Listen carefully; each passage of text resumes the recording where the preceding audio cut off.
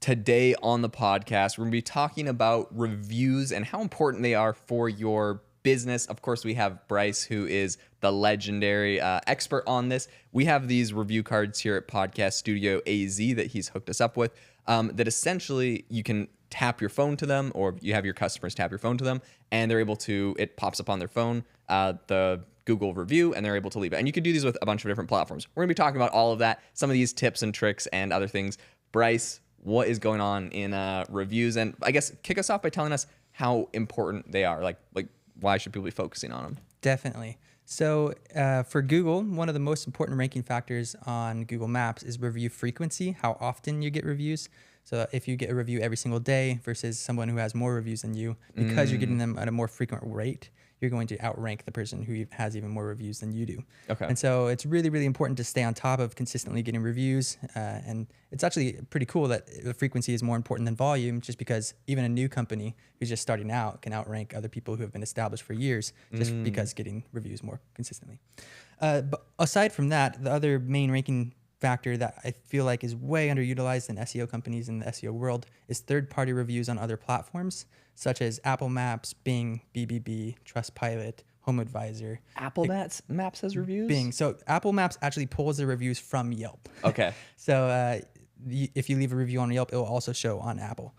Interesting. Maps, okay. Which is why Yelp is also really important. Okay. Also, and so Google actually is pulling all of these other third-party reviews to feature them under their Google reviews. They'll have that, and then they'll have the third-party reviews underneath it. Okay. And so that's why it's so Is important. that like an antitrust thing, or like they're just doing that out of the kindness of their heart? Because I know they had like some lawsuits way back in the day with like Yelp, because they pretty much crushed Yelp's business. Yeah, they pretty much did.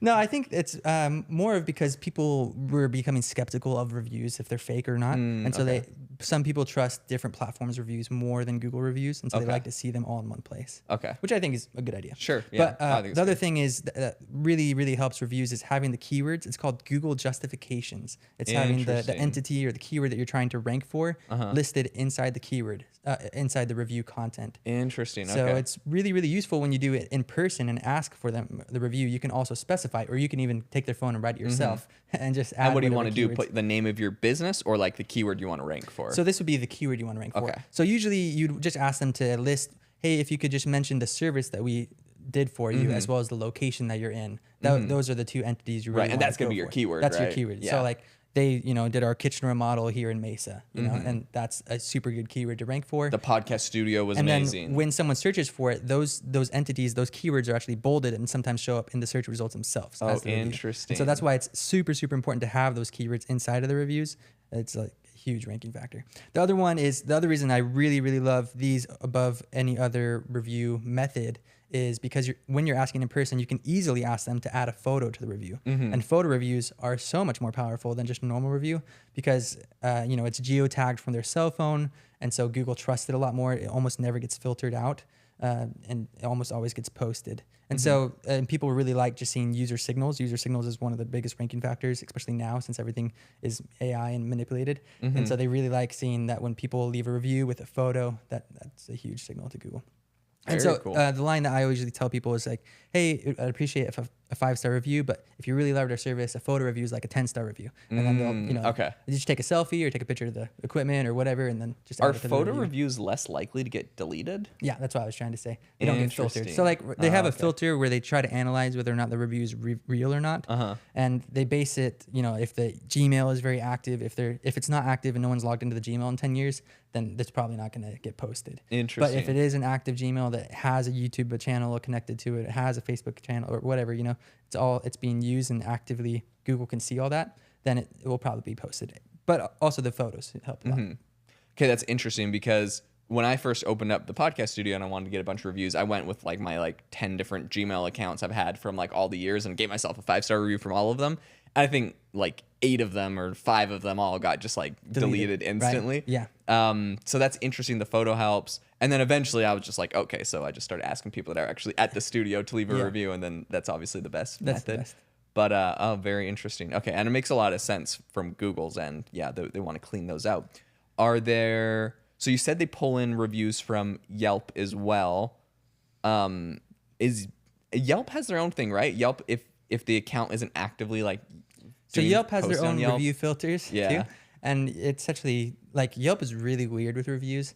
They like I just became a Yelp agency partner, so I just had to go through this whole thing. But Yelp does not want you to ask for reviews. They like specifically say you cannot advertise with us if you ask for reviews. So they would not like say this. we're on Yelp And, or anything? You can I mean Like, no, 'cause they don't want you to do anything. Like the business, when you walk into the business and it's just like it has like a big plaque that's like as seen on Yelp. Yeah, I mean, you can mention that you're on Yelp and you can Okay. check out us up on Yelp, but they don't want you saying like, please leave us a review on Yelp. Right. They only want people who are really passionate about your business to leave you a review, which means you either get really, really high star rating or really hated reviews, which I think is not good personally, but that's Yelp's philosophy. Right. You know, as they put it to me when they were explaining why, they said, if you have someone who's like a food blogger and they make that their life and they're really good at describing food, blah, blah, blah, you would think their review would have way heavier than just someone who was asked to leave a review and doesn't actually like the food, but just gives it a 5-star, and that's so like the more important reviews are the ones who actually want to give it to them. That's interesting. That's their opinion. Yeah. And I don't agree with them. I think you should get as many reviews as possible.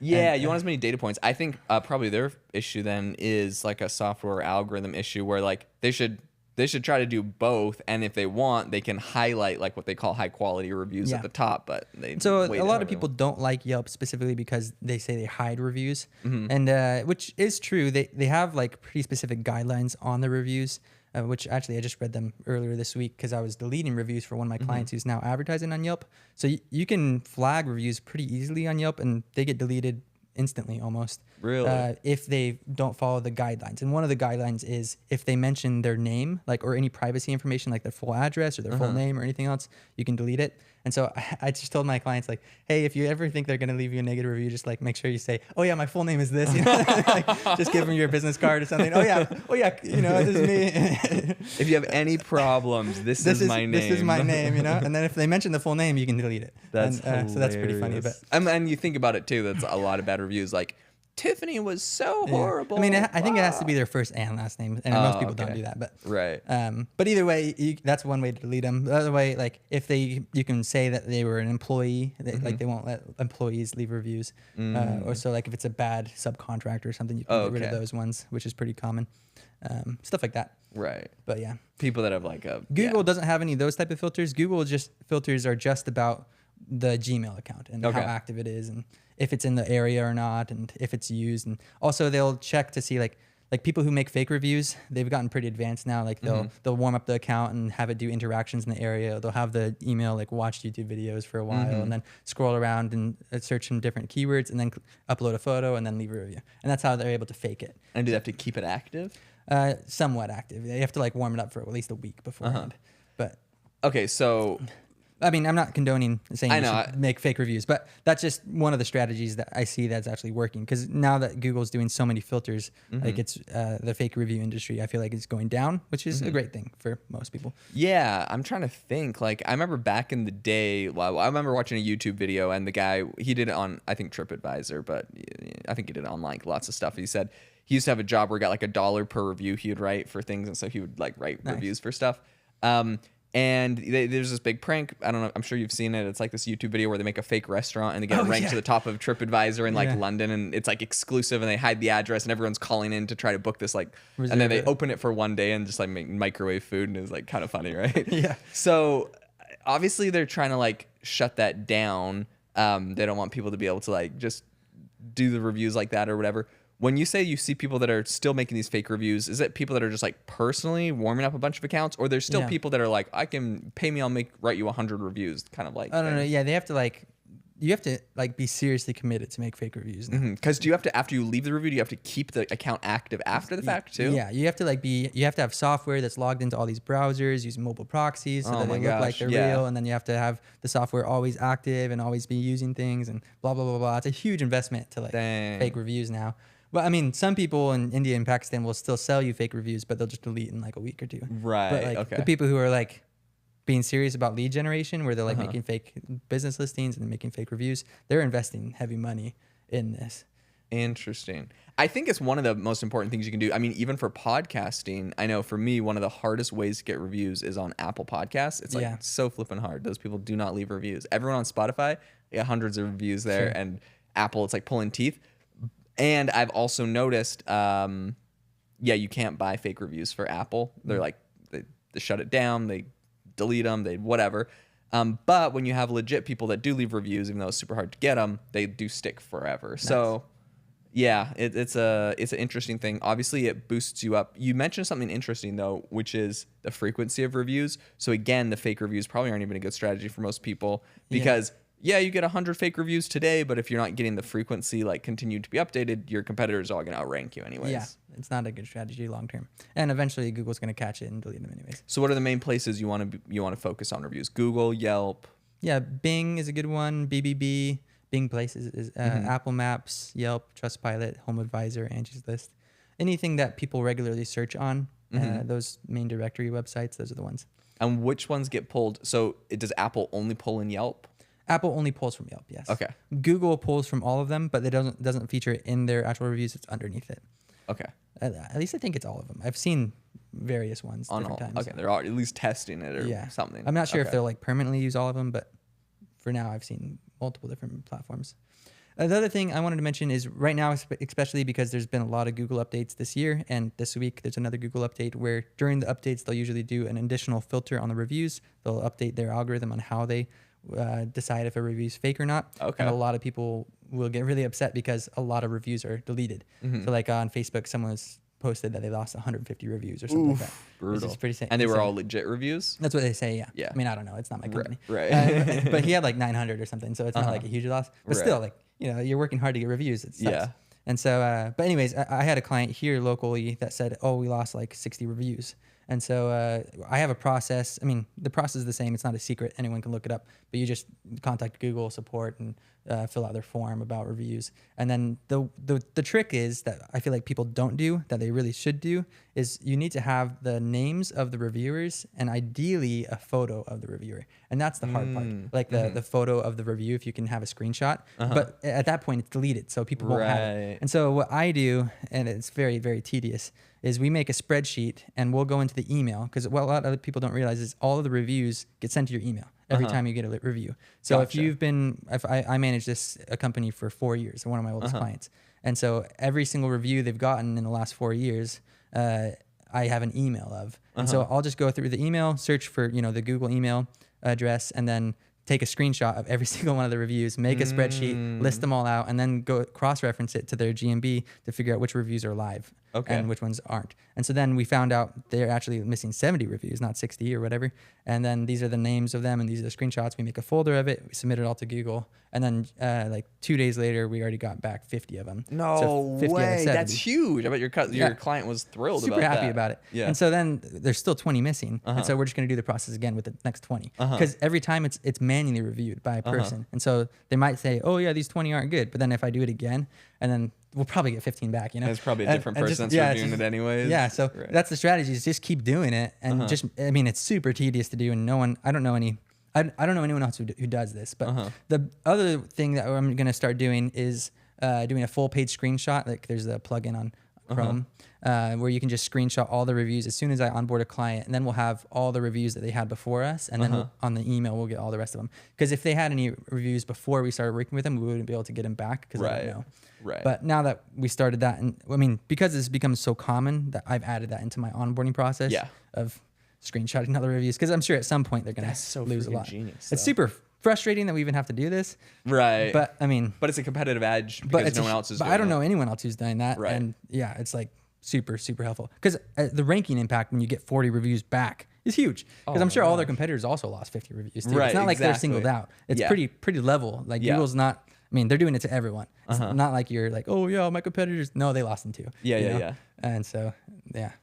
That's amazing. But not everyone is on top of getting them back. That's amazing. Any other pieces of review advice you feel like people should know?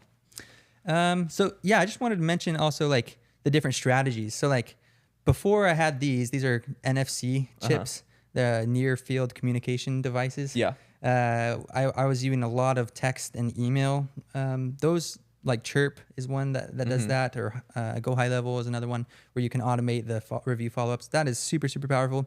But I feel like people will ignore you a lot. The other one is like people will make handouts and like give them a handout with a QR code. That works pretty well.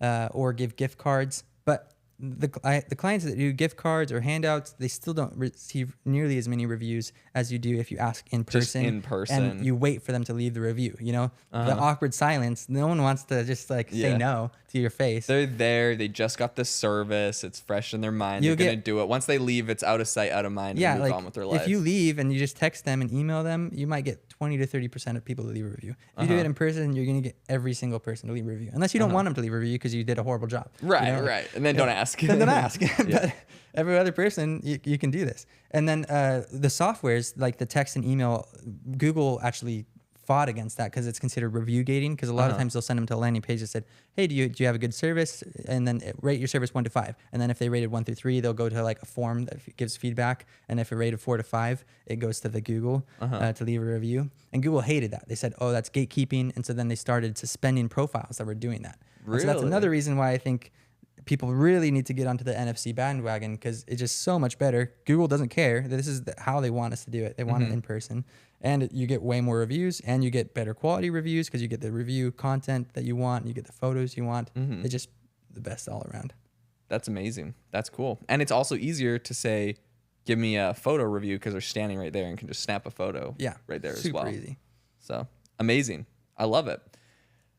Anything else Nope. on the review? That's awesome. it. Yeah, well, that was a ton of value on reviews. If you guys are interested in getting more reviews on your business, contact Bryce at Magnetic Marketing SEO. Absolute legend. We'll leave he's going to have all of the, the links in the show notes and on, obviously on this episode. So thanks so much for tuning in. Yep. Thank you. Awesome. I just made a page to advertise